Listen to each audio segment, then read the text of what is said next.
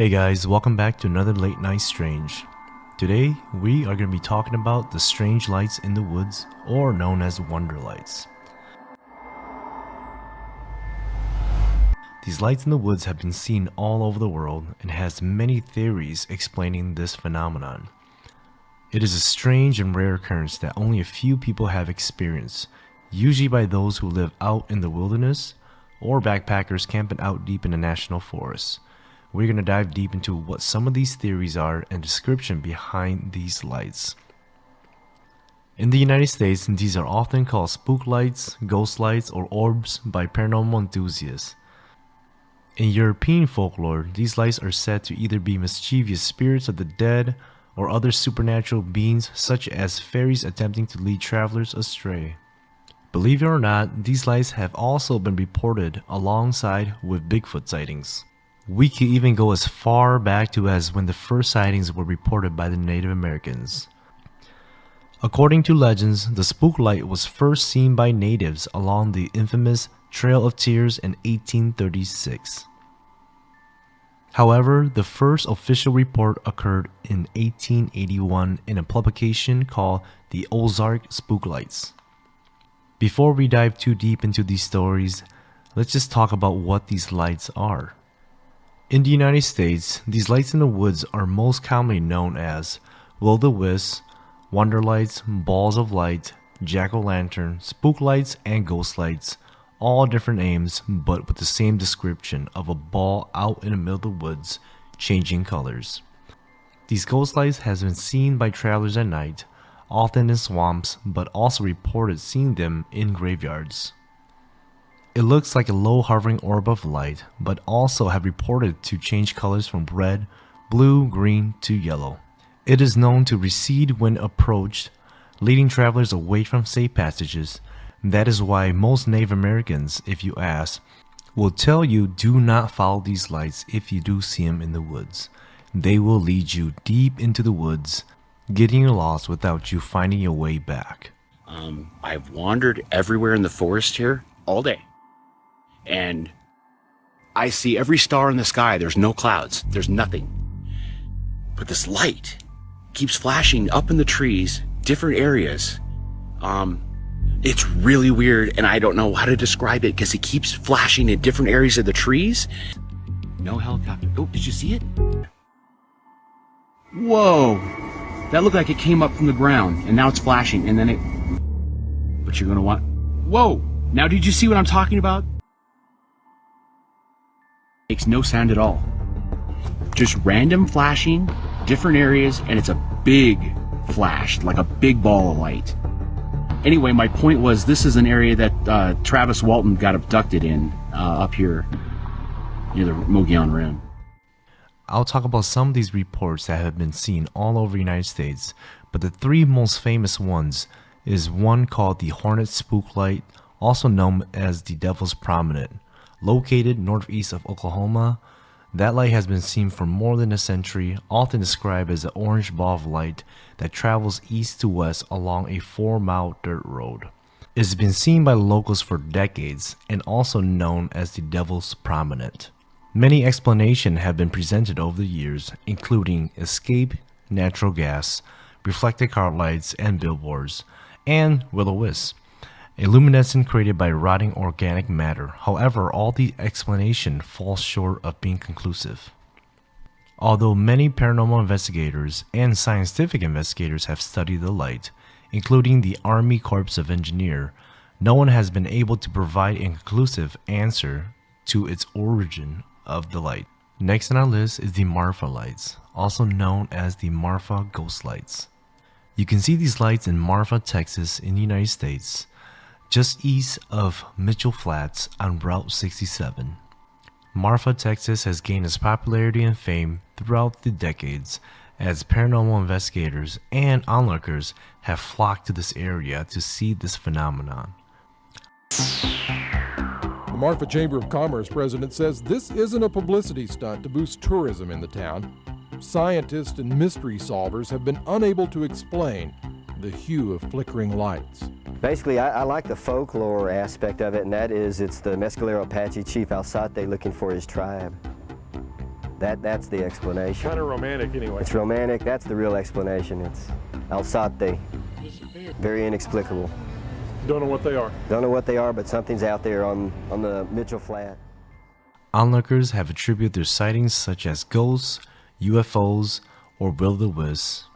But scientists, researchers suggest that most, if not all, just like before, are just atmospheric reflection, automobile headlights, or campfire, very inclusive to the answer of the origin of the light.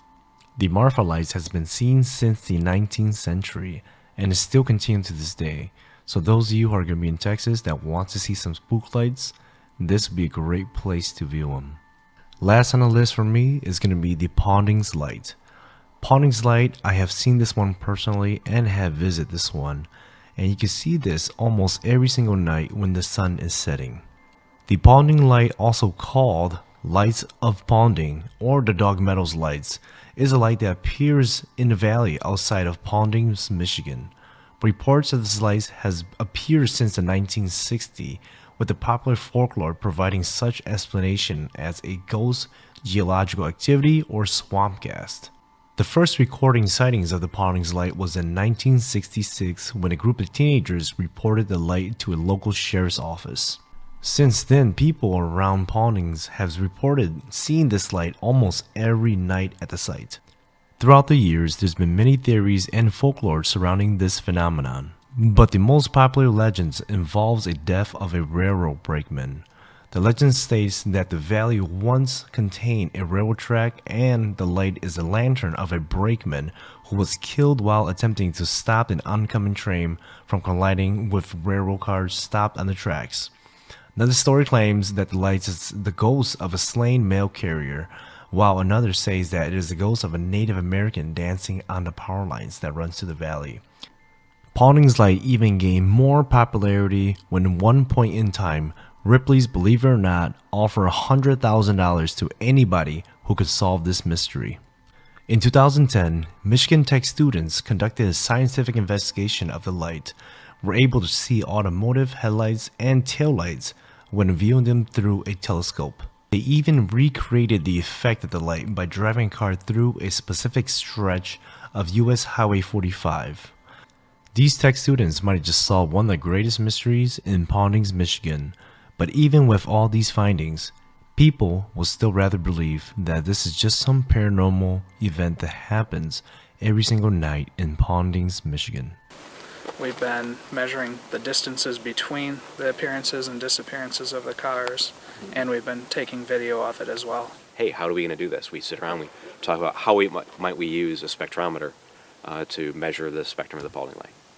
How can we apply statistics to make to derive or to show some sort of relationship between the Ponding Light and what we believe to be the source of it, which is cars. A lot of people had postulated that it was car headlights, but no one provided any proof, at least not proof that satisfied anyone.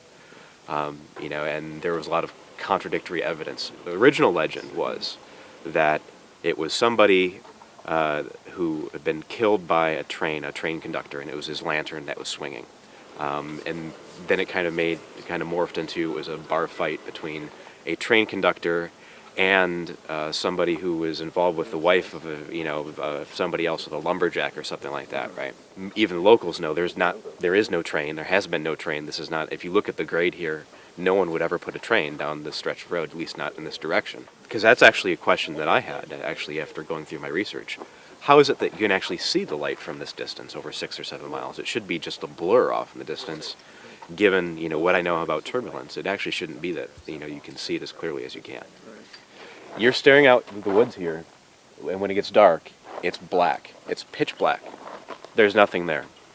There's no point of reference.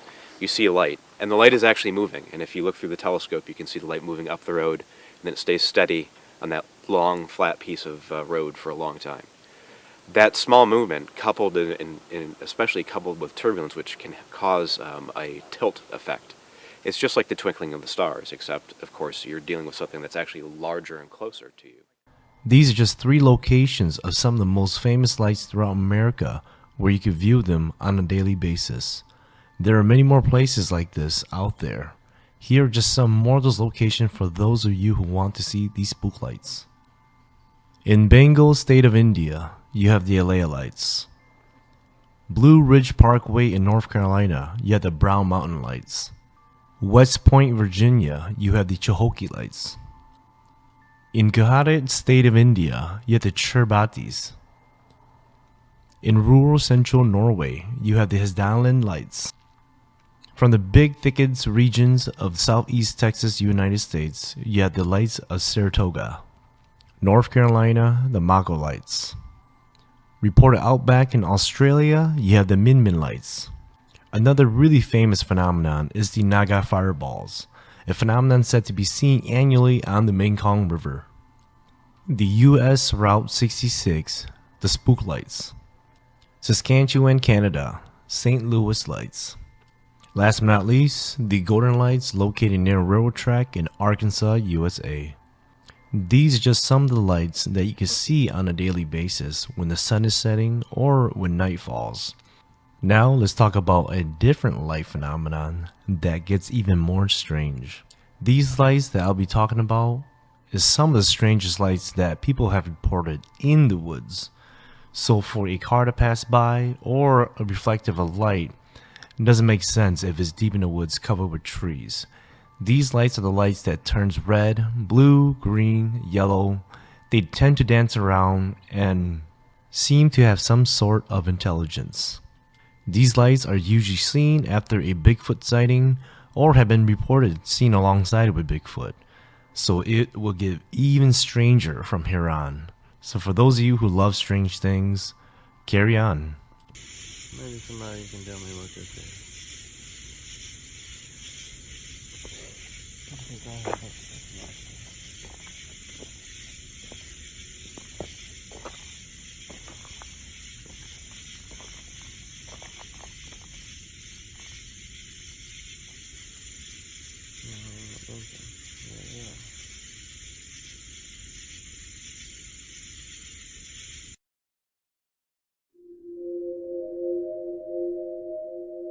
Because we are going to get into the rabbit hole. So the reason why this topic intrigues me so much is because back in the days before going to bed, my father will always tell us about the spook lights that they seen in Laos. So back in Laos before coming to America, my dad and his village, they live in a valley deep in the woods. So in between Bigfoot stories and in between all these crazy stories that he will always tell us, he will always mention that, hey, if you ever see these lights in the woods that just kind of twinkles around, there'll be a bunch of them, 3, 4, 5 of them in the woods. They'll look extremely pretty and extremely bright, but he says that if you ever see those in the woods, do not follow them because they will lead you deep in the woods and they will take you with them, or else they will end up getting you lost to the point where you can't find your way back. So me being very curious, I always ask him, okay, what are these lights? And then he will say, these are what they call chua. So the meaning behind chua is pretty much mouse. And I've asked multiple people about, okay, what is this creature that's, right in the woods? And they always say it's just chua. And when I hear that, I'm just like, okay, how is this possible? How can a mice or a mouse make a ball of light in the woods? And they're like, no, it's not just one mouse. It's like 3, 4, 5 mouse. And how that happens is how they explained it was every single mouse would bite each other's tails and they'll run around. And then with them running around, it just creates some kind of ball of light. And we're just like, how is that even possible? How is that even possible? But that was the description that I got from my parents and a lot of people that I talked to about the balls of light that they seen back in Laos. So even if that theory doesn't really satisfy my curiosity, the mouse or whatever biting their tails running around the forest kind of, piqued my curiosity. So I decided to look it up, and then shrews do really do that. They bite each other's tails. Not mouse that does that, it's shrews. Elephant shrews, small little type of rodent. When the mother leaves the area to go to a safer place because she senses danger, all her babies will latch onto her tails, one by one, like kind of like a choo-choo train line, and the mother will guide them all the way to a safer place. So it is a real thing that does happen. It's extremely rare, I guess, because I don't find anything on Google or anything like that I've seen there's a few videos online and a few pictures, but that is about it. So quite interesting on that part. But let's move on. One person who talks about these balls of lights a lot is a podcast called Sasquatch Chronicles. And Wes talk about all these balls of lights or strange things that happens after Bigfoot sightings or during Bigfoot sightings. There was even a video of him driving to a site where a Bigfoot report has happened. And on their way there, they actually saw this ball of light in the woods. But that was a personal incident that happened to him during his podcast. Most of the times, people don't like talking about these balls of light because it's extremely uncomfortable for people to sound crazy enough already just talking about Bigfoot. So for those of you who wants to hear about personal experiences of balls of light, that would be a great podcast to listen to because there's a ton of balls of light encounters on his podcast. Before I leave you guys with a few videos to watch, I'm just going to share a story with you guys really quick that I found on Reddit based on this topic. Hello, new to posting here and thought I should share with everybody and get some advice. I live alone in rural Arkansas, surrounded by miles and miles of woods. Reception as out here is shady and not the best, but contact with society is limited. Yes, even in a country where there are millions of people, my nearest neighbor is several miles away, and I only have to really leave the house when I need groceries or I'm at work. Now, obviously, living in the remote part of the state with a lot of wooded area, animal noises and animal encounters are pretty common. So I am an avid hunter. With the feeder in my backyard to track deers, I am used to hearing coyotes, bobcats, and mountain lions. What I'm not used to are these lights that have been appearing at night out in the woods behind my house. I enjoy sometimes just looking outside for hours on end, enjoying the nature and the moon and the stars, and about 2 weeks ago, I started seeing strange lights out in the woods. Let me reiterate that I am far from civilization. No one comes out here unless they are specifically looking for me, and that usually is family and sometimes a UPS guy. Before you ask, yes, I've considered it might be just kids or hunters out there with a spotlight, but these lights aren't flashlights. They are a small red light that never moves. There always seems to be a different amount. So the first time I saw them, there were like 5, then 8, then 2, then 12, seemingly randomly every night. I wasn't creeped out or worried, assuming it was just some reflection or something. Writing it off as nothing more than just me being paranoid. That comes with living alone in the woods, I guess. I wasn't pleased with this until just 2 nights ago. So I returned late from work after a long day and unusual busy traffic. Being summertime, it wasn't quite dark yet despite it being nearly 8 at night. I work long night shifts for delivery service that can be 12 hours morning till evening. When I got out of my vehicle, I noticed the familiar sight of the light and began walking towards the house when I heard a branch snap in the distance. Nothing crazy, could have been an animal, but I still paused and looked in the direction anyways. I saw the lights, but not the usual amount of up to 10. There were many of them, maybe 50 or more. I didn't take the time to count, but the lights weren't what made my blood run cold.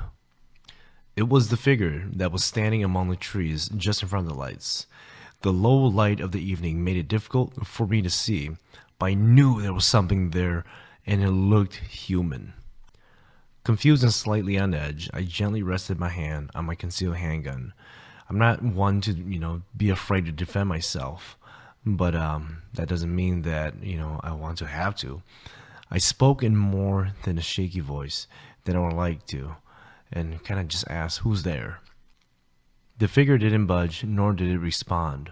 I called out again, this time more confident, asking if they were lost or needed help. It's happened before. Police often come out to my properties, like when somebody gets lost in the woods, asking me if I've seen anything.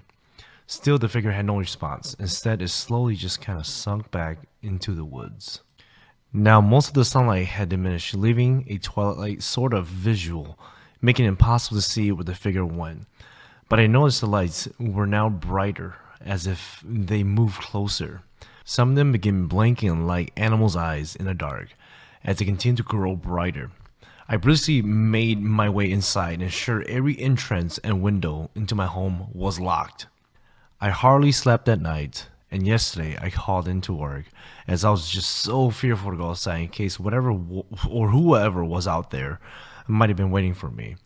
I didn't even look outside all day today. I closed all the curtains and kept to my room most of the day. When the night came, almost on a cue, I saw the lights outside barely visible behind my curtains. I glanced outside and regretted it immediately. Seeing the figure again at the edge of the woods, only this time its head was illuminated by one of the red lights. I don't mean I could see its face. Its face was literally one of the lights. It just stood there as if it was just kind of watching me. I could tell it was looking directly at me despite the curtains being shut. After that, I called the police, and when they arrived, the lights were gone, and after a quick sweep of the edge of the woods, they decided it was all clear and left.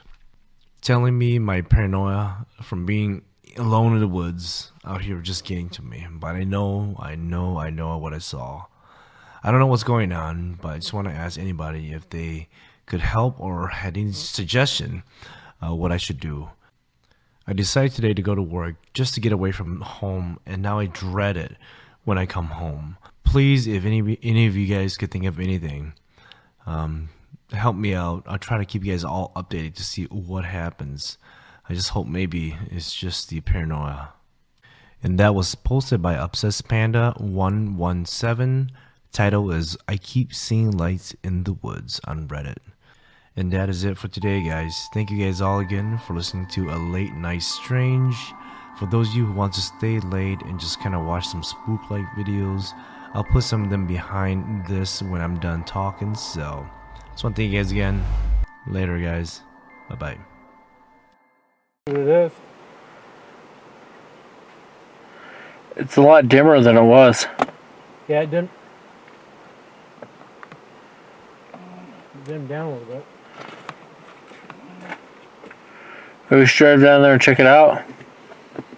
I don't know exactly where it's at.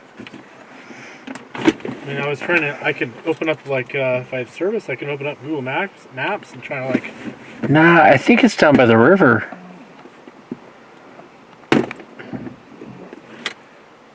At least not going with number 2. At least we're going to have a gun. I don't know what the hell that thing is, dude.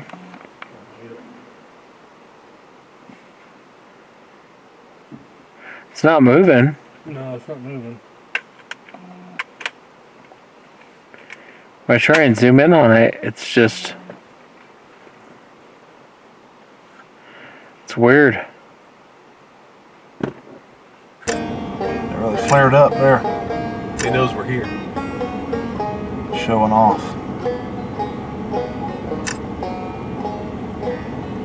Now, we need to tell people the red light they see is a tower. Yeah, the red light you see is a reception tower way in the distance. Yes. The little gold light that's in the center with all the little weird sparkling stuff going on around it, that's a spook light. Spook light. It has. Yeah, it's fluctuating and it's changing color and it's kind of moving around and it's got all kinds of stuff going on around it. Wow, that's trippy. That's really trippy.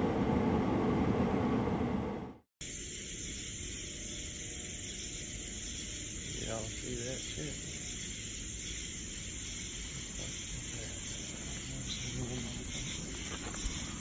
Oh my god.